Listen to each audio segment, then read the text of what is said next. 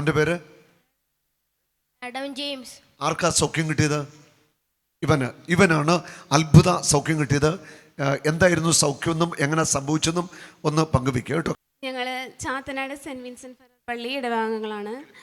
ഇത് ഞങ്ങളുടെ മകനാണ്, ആദം ജെയിംസ് എന്നാണ് പേര്. കഴിഞ്ഞ വർഷം പെട്ടെന്നൊരു പനി വരികയും കൊച്ചിനെ ആശ്രമ മെഡിസിറ്റിയിൽ അഡ്മിറ്റ് ആക്കുകയും ചെയ്തായിരുന്നു.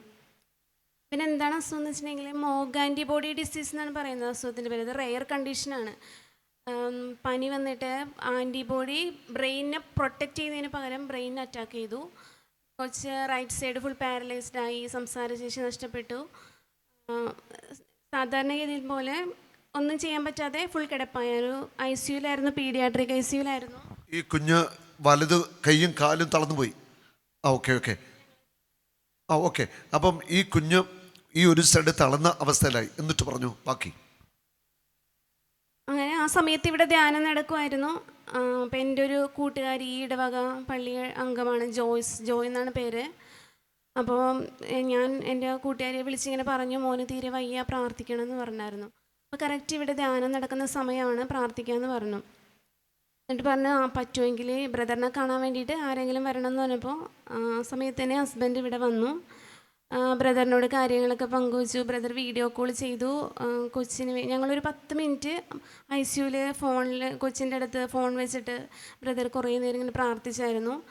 ആ സമയത്തൊക്കെ ഡോക്ടർ ഞങ്ങളോട് പറയുന്നത് പിറ്റേ ദിവസം ചിലപ്പോൾ വെൻറ്റിലേറ്ററിലേക്ക് മാറ്റേണ്ടി വരും, കൊച്ചിൻ്റെ അവസ്ഥ ഇത്തിരി മോശമാണെന്ന് പറഞ്ഞു. അതായത് ബ്രെയിൻ ഫുള്ള് സ്വെല്ലിംഗ് ആയിപ്പോയി. ഈ ബ്രെയിൻ സ്വെല്ലിംഗ് ആയിക്കഴിഞ്ഞാൽ ഇമ്പൾസസ് പാസ് ചെയ്യാൻ പറ്റാതെ നമുക്കൊന്നും ചെയ്യാൻ പറ്റില്ലല്ലോ. അപ്പോൾ ഇമ്പൾസസ് ഫുള്ള് നീർക്കെട്ടിലായിപ്പോയി. അതുകൊണ്ടൊന്നും ചെയ്യാൻ പറ്റില്ല. ഒരു 3 ദിവസം കഴിയാതെ കൊച്ചിനെ കിട്ടുമോ ഇല്ലയോ അങ്ങനെയൊന്നും പറയാൻ പറ്റില്ലെന്നാണ് ഞങ്ങളോട് പറഞ്ഞത്. ആ സമയത്താണ് ഇവിടുത്തെ ബ്രദറിനോട് വന്ന് കാര്യങ്ങളെല്ലാം പറയുകയും ഹസ്ബൻഡ് വന്ന് സംസാരിക്കുകയും വീഡിയോ കോൾ ചെയ്യുകയും ചെയ്തത്. ആശ്രമ മെഡിസിറ്റിയിലായിരുന്നു. അങ്ങനെ ഞങ്ങളൊരു 7 ദിവസം ICU കിടന്നു. അത് കഴിഞ്ഞ് പെട്ടെന്ന് ഒരു മിറാക്കിൾ പോലെ ഡോക്ടർ തന്നെ ഞങ്ങളോട് പറഞ്ഞു വെൻറ്റിലേറ്റർ ഒന്നും വേണ്ട, അവന് നല്ല ഇമ്പ്രൂവ്മെൻ്റ് ഉണ്ട്. പിന്നെ സെക്കൻഡ് MRI ചെയ്തു. സ്വെല്ലിംഗ് ഒക്കെ നന്നായിട്ട് തന്നെ കുറഞ്ഞു. നട്ടലിലേക്കും കൂടി സ്വെല്ലിംഗ് ബാധിച്ചതുകൊണ്ടാണ് കൊച്ചിൻ്റെ ഫുള്ള് തളർന്നു പോയത്. റൈറ്റ് സൈഡ് ഫുൾ പാരലൈസ്ഡ് ആയി, ലെഫ്റ്റ് സൈഡ് ഹാഫ്. അപ്പോൾ പെട്ടെന്നൊരു മിറാക്കിൾ പോലെ ഇവന് നല്ല ഇമ്പ്രൂവ്മെൻ്റ് ഉണ്ടായി. ICUവിൽ വെച്ച് തന്നെ സംസാരിച്ചു, നടത്തിച്ചു. ഞങ്ങൾ വീട്ടിലേക്ക് പോരുമ്പോൾ ഒരു 50% നടന്നിട്ടാണ് കൊച്ച് വീട്ടിലേക്ക് വന്നത്. രാവിലെ വലത് കൈ ഹാഫ് തളർന്നിരുന്ന കൊച്ച് 2 കൈയും പൊക്കിയിട്ട് ഞങ്ങളുടെ അടുത്ത് വന്നിട്ട്, സാധാരണ അവൻ വന്ന് ഗുഡ് മോർണിംഗ് ഒക്കെ പറയാറുണ്ട് രാവിലെ, അതുപോലെ തന്നെ വന്ന് 2 കൈയും പൊക്കി ഗുഡ് മോർണിംഗ് പറഞ്ഞു. വലത് കാലും വലിച്ചാണ് നടന്നുകൊണ്ടിരുന്നത്. അപ്പോൾ ഞങ്ങൾ നോക്കിയപ്പോൾ വലിച്ചിലുമില്ല, കൈയൊക്കെ നന്നായിട്ട് 2 കൈയും പൊക്കി. അന്ന് തന്നെ ആൾ സൈക്കിൾ ചവിട്ടി മുറ്റത്തൊക്കെ ഇങ്ങനെ നടന്നു. അപ്പോൾ എനിക്ക് ഒത്തിരി നന്ദിയുണ്ട്. അതെനിക്കറിയാം. കഴിഞ്ഞ വർഷം ഇവിടെ ധ്യാനത്തിൽ പങ്കെടുത്തവരെല്ലാവരും തന്നെ ഈ വർഷവും ഉണ്ടാകും. അപ്പോൾ നിങ്ങളോട് പരിശുദ്ധ അമ്മയോടും ഈശോനോടും നന്ദി പറയുന്നതിനൊപ്പം ബ്രദറിനോടും നന്ദി പറയുകയാണ്, എൻ്റെ മകന് വേണ്ടി പ്രാർത്ഥിച്ചതിനെ. ഹല്ലേലൂയ. അപ്പോൾ ഈ കുഞ്ഞിന് വേണ്ടി വീഡിയോ കോൾ ചെയ്തു, അങ്ങനെ പ്രാർത്ഥിച്ചു.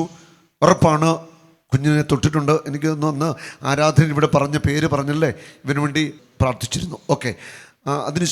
അത് മാത്രമല്ല, പ്രത്യേകമായിട്ട് ഇവർ മാതാവിനോട് മധ്യസ്ഥം വഹിച്ചു. മാതാവിൻ്റെ ശക്തമായ ഒരു ഇടപെടൽ ഈ കുഞ്ഞിൻ്റെ സൗഖ്യത്തിൻ്റെ പിന്നിൽ ഉണ്ട്. ഹല്ലേലൂയ. കർത്താവ് അനുഗ്രഹിക്കട്ടെ കേട്ടോ. ഓക്കെ.